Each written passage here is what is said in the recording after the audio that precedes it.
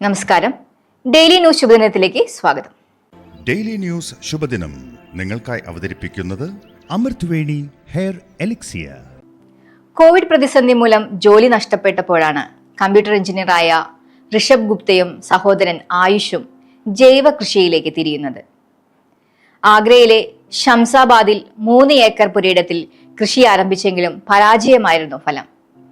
ഇതുകൂടിയായപ്പോൾ അച്ഛൻ എതിർത്തു. ഈ കൃഷി എന്ന ആശയം പിന്നീട് കൂണിലേക്ക് തിരിഞ്ഞു. ഇത്തവണ അന്താരാഷ്ട്ര തലത്തിൽ നിന്നും വിദഗ്ധ പരിശീലനം നേടി.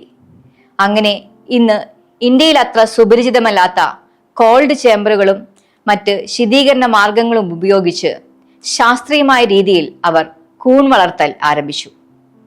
കെമിക്കലുകൾ ഒന്നും ഉപയോഗിക്കാതെ ജൈവികമായ രീതിയിലായിരുന്നു കൃഷി. ഇത്തവണ പതിയെ പതിയെ വിജയത്തിന്റെ തെളിച്ചം ഇരുവരുടെയും മുഖത്തുണ്ടായിരുന്നു. കുടുംബത്തിന്റെ എതിർപ്പുകൾ പിന്തുണയായി മാറി. നിലവിൽ ഒരു ദിവസം 1600 കിലോയോളം കൂൺ ഇവർ ഉൽപ്പാദിപ്പിക്കുന്നുണ്ട്. ദിവസവരുമാനം 2 ലക്ഷത്തിലേറെ രൂപയാണ്.